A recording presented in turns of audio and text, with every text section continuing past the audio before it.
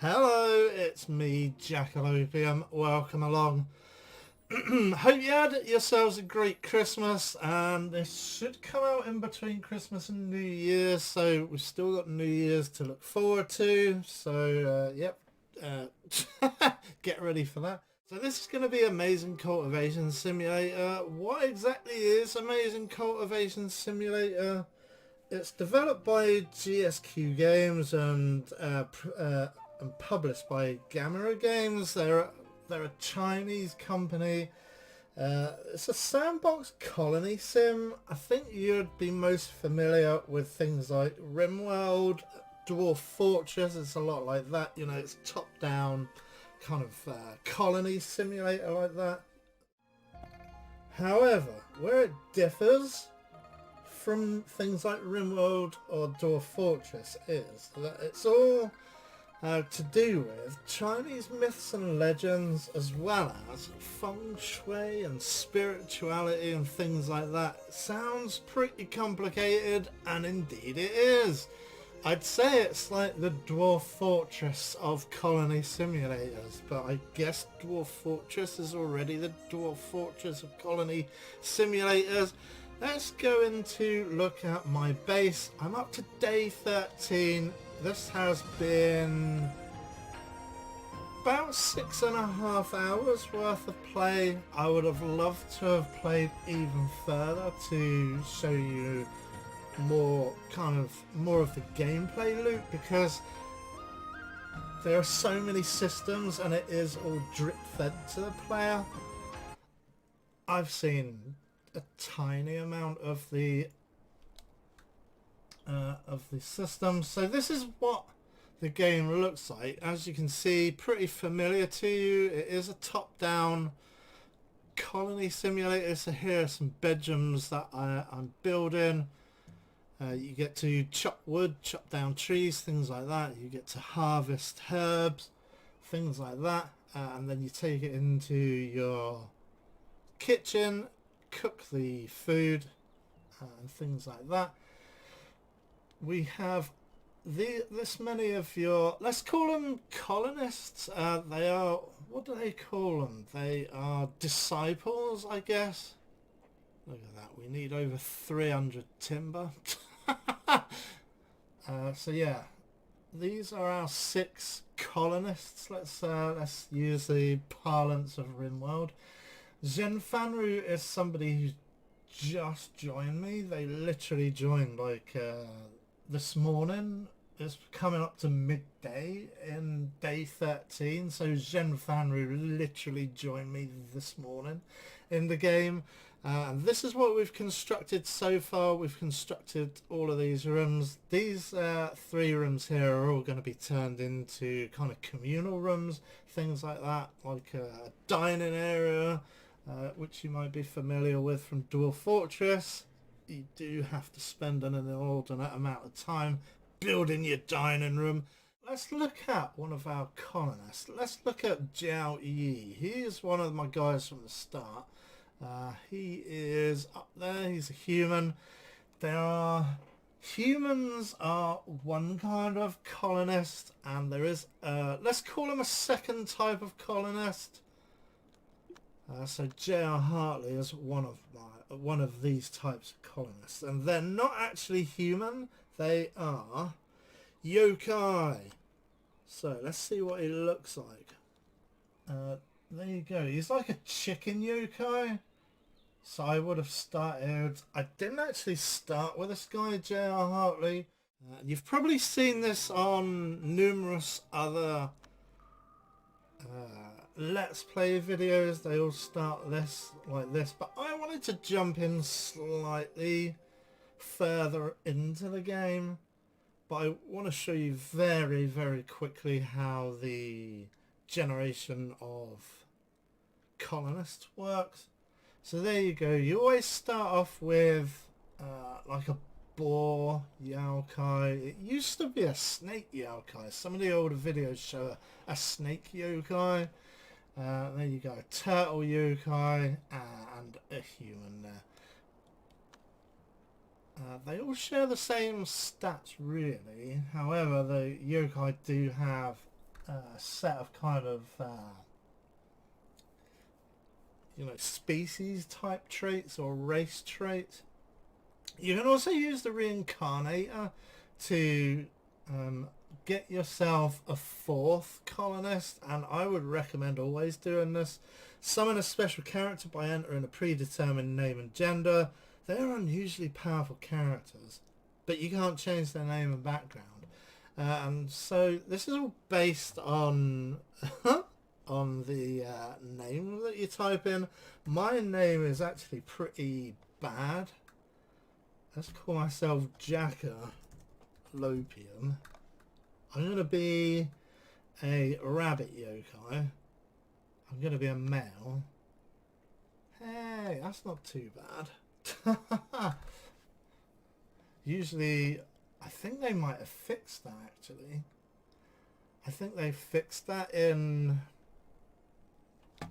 an update, because when I used to put in my own name, Jack-a-Lopium, it used to take away all of the other guys. So you do have a queue of actions which you can get your colonists to take care of. So this is Diao Yi, one of our colonists from the start. He is a human, he's 34, he's male. He has been building up quite a lot of his stats. He's been good at mining. He has been building up his battle stats from fighting the various dangerous animals. So we have humans, we have yokai. So Jao Hartley is my reincarnated yokai colonist. He's not fantastic. He's alright, I guess. It does say that if you use the reincarnator, you will start with a lot better stats, but it doesn't look like it. This guy, you are worried more about their mood. It's less about survival and more about achieving harmony, as you are a kind of Chinese spiritual camp. That's basically what we are. We are like a kung fu school or something like that. So yeah, his mood is lessened by being fatigued because he's been working too hard. He did sleep on the ground. I don't know why. He does have a bedroom here, but he doesn't have his own bedroom. We have started off as a bunkhouse with a bunkhouse. That's basically what you want to start with, rather than build individual rooms at first. This is his health. So it's like Dwarf Fortress, whereas every part of your body can achieve, it can acquire a separate injury. This guy is okay. Where's my injured girl? You do usually start with between 2 and 4 people. In fact, the game does recommend that you start with between 2 and 4 colonists. I actually started with 5. We started off with a disabled girl. This poor lass. She's 24, but what kind of start has she had in life? She actually lost one of her lower legs. She lost her ear. In fact, she lost both of her legs actually. So yeah, and a left ear. So you can actually see her hobbling around, but her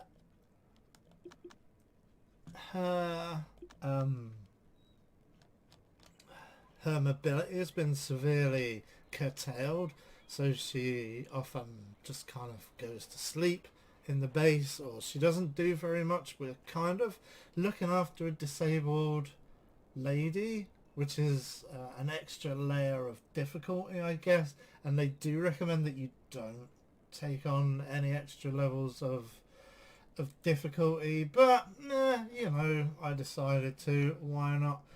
And then Zhen Fanro, like I say, she just joined me as a 6th member this morning. So yep, she is basically a female human. She's got damaged organs. So yeah, this is her mood. It's not too bad, but I guess she just hasn't had very much time with us. So there you go, pausable real time, I guess, much like Dwarf Fortress or most of the kind of colony building games are all kind of. So there you go. They are now building my path. They're hauling things over. I'm building up the rooms. That's what I'm looking at the moment. Building them individual bedrooms.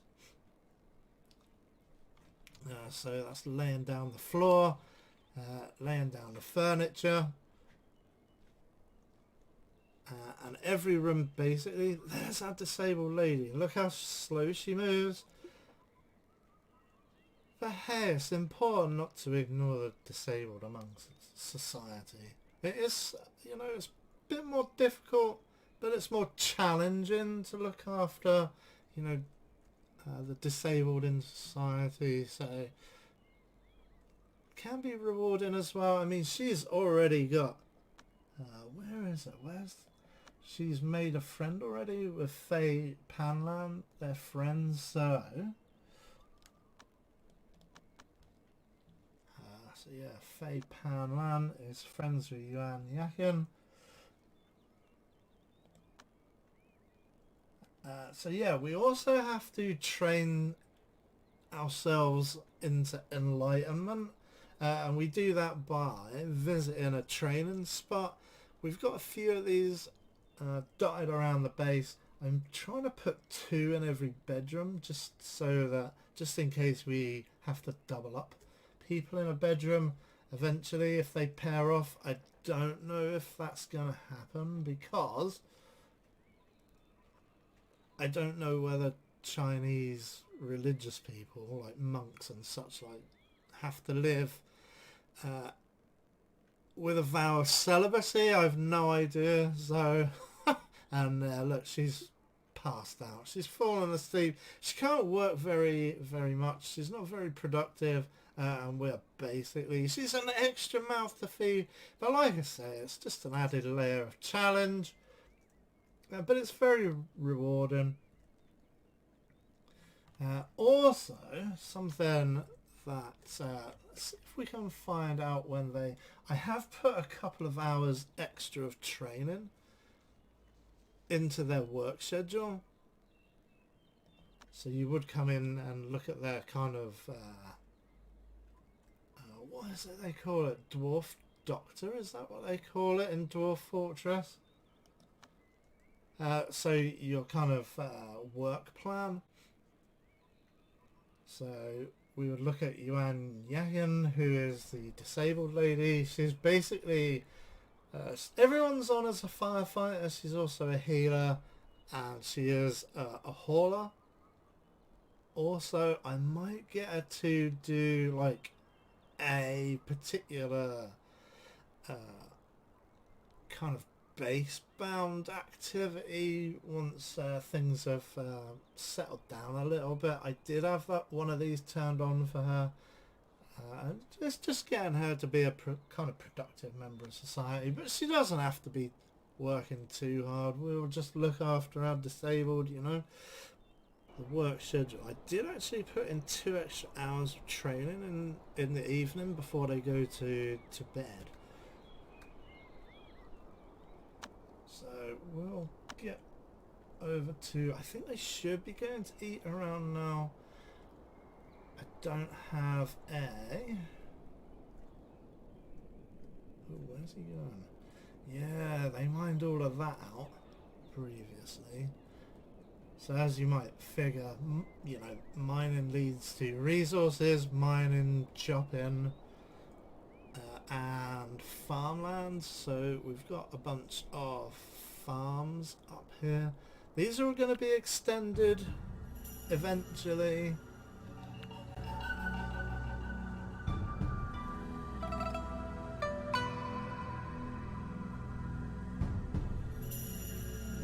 there's somebody training. So Yan Yakin, even though she's disabled, she can still train and she will still reach enlightenment. In fact, in some religions, you know, disabled people do reach enlightenment faster. J.R. Hartley didn't train. That's bad. He's going to suffer a penalty because he didn't train. I don't know if anybody trained there. Let's fast forward through this and let's see if they will train when they wake up. Yuan Yakin also has a further disability. She doesn't seem to get any kind of breaks in life. She is a very light sleeper. And she's always in a bad mood. She's kind of unfortunate. She isn't unfortunate in life in more than one way. A group of enemies has appeared. Oh my They're lord. preparing to attack. The strength of enemies depends on the sect's reputation. The greater your sect's reputation, the stronger the enemies will be. Right, I have not seen this before. A group of yokai cultivators had their greedy eyes on your set's property. They showed up nearby with great hostility. So we need to put a pause in there. Let's see. Is everybody armed?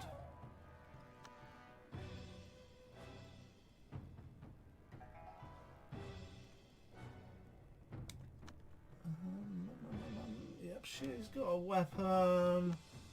He's got a weapon. She's got no weapon because she's the disabled lady. Thankfully we do have some decent weapons on us.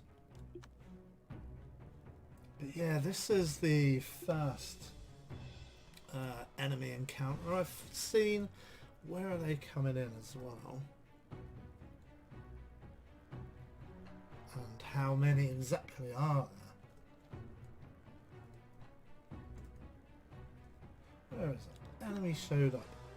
There they are. Is that where they are? Yeah, I haven't actually set up any like sandbags or anything, or whatever this game's version of a sandbag. That, and it says they're coming from over here, right? So we could do with people not being...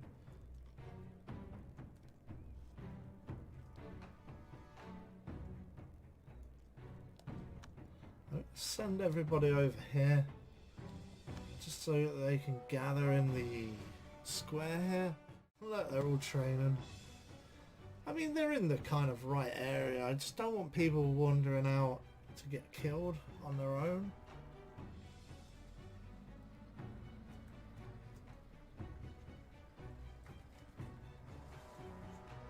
Oh, there's the bad guys. Right. So there, he's already taken down a little bit of... he's already taken down a corner of the bedroom over here. Looks like there's only one of them. It's just this guy Niu Shan. So that's J.R. Hartley. Dao Yi, she can go into defeat mode and attack this guy. Zen. Attack. Fei, you can attack. I don't want Yuan, our disabled girl, to attack. But yeah, I mean, there's only one guy, so, I mean, hopefully it won't prove too difficult in defeating. Let's see if we can chop socky this guy.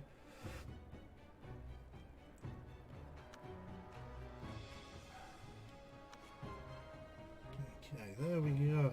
Starting to attack this guy. I don't know, does he have any weapons? I mean, he doesn't have any weapons, and the only kind of armour in inverted commas is this pair of yellow fabric cultivator pants, so it's not particularly difficult. He's not equipped for war. He's just coming more of a kind of anarchist of some kind. Is he down now? We could see this. He does have a cut on his head. His face is cut and his right hind, his legs are both cut, quite serious. Let's see what else we can do. They are having a bit of a ruckus down there. Oh, he is down, he's down. So yeah, everything is kind of to do with Feng Shui as well. So you have to worry about the positioning of the rooms, or at least the doors to the rooms. So bedrooms tend to have to face south for good Feng Shui, and then your workrooms are gonna be with doors to the east. But somebody has sort of helped out there. If you don't know much about Feng Shui, which I don't really, so bedrooms are facing south, west is for your kitchen, east, facing east are your workshops, and there you go. You don't want to have more than one room, it seems, as well. I had built these beforehand, and I kind of don't mind that much about bad Feng Shui for these rooms for now. They were just constructed to get us all inside at the beginning of the game. Again, we're not that much further on, you know. Hey, we've got some umbrellas, man. Nice. There is also an overworld element, but I'm not there yet. You basically have to reach the first, or rather the second level of enlightenment before you can send people out into the world. And what does it look like? So that is the world map. You can see, you can send people out. This is where our school is. We could send them to the village or to these mountains or whatever, or to a city. I believe you send guys into cities to acquire new disciples. So everything in the overworld does have some kind of usefulness, I guess. So that is the end of day 14. We are going into day 15. We're sleeping through to the morning. There will be light sleepers who will just get up and do some work during the night, which might not be such a great idea. Okay, J.R. Hartley seems to have healed up. He is moving a lot quicker than he has been lately. He did have a bit of a fight with some bears that were attacking. We were being attacked by bears. See, it's important for everybody to train, because if they miss out on training, then their enlightenment meter will go down. So it was New, who was almost, she's pretty close to, there's the Doomsday Clock. That's about the third time we've listened to the Doomsday whistle in this episode. Where is it? Cultivation. There you go. So foundation training. So she's a yokai in half human form, and they will face shapeshifting tribulation after a period of time. Those who succeed will shapeshift into human forms, while those who fail will be reversed to their original appearance. The more intelligent shards there are, the sooner the tribulation will come, and she will shapeshift in 72 days. I've no idea what that's gonna entail, but she is close to, everybody is starting off, and we're in the first layer of enlightenment, which is as an outer disciple. So we are trying to level up to become inner disciples, which will be when this meter has completely reached the top at 25,000. She's really the only one who, everybody else is rubbish. I guess because they were missing training sessions. If you miss a training session, it says here, if they skip the daily training routine, their foundation will be reduced by 1,000 points. So it looks like New Zhizhao has never missed a session, but everybody else probably has, because they've all just been working to get the colony up and running, the school up and running, but I'm thinking that hopefully things will start to slow down and they can train more and more.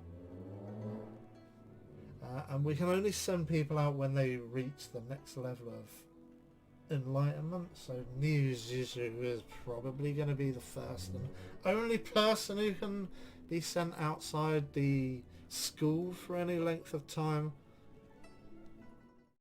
And then we need to do things like individual workshops. See, everything's packed into one workshop here, and it's very bad feng shui. Feng shui needs to face east, so we need to construct our workshops down here and face the doors east. I do want a kind of central courtyard, a kind of square with a big open central courtyard for training. Who is he? He is a some kind of boar yokai. Yeah, here we go. Awesome.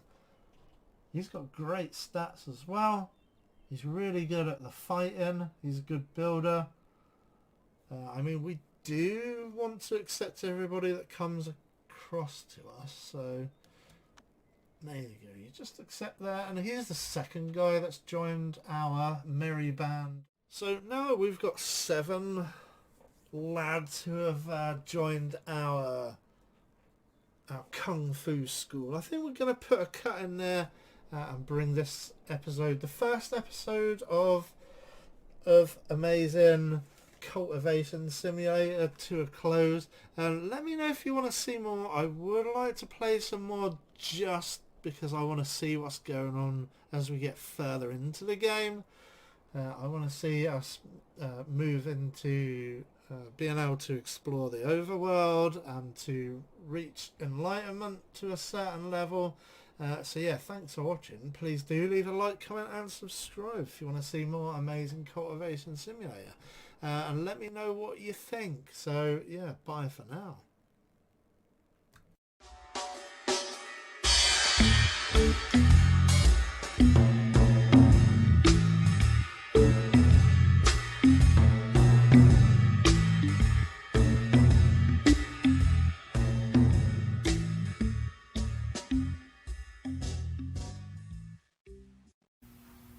Isn't that immoral?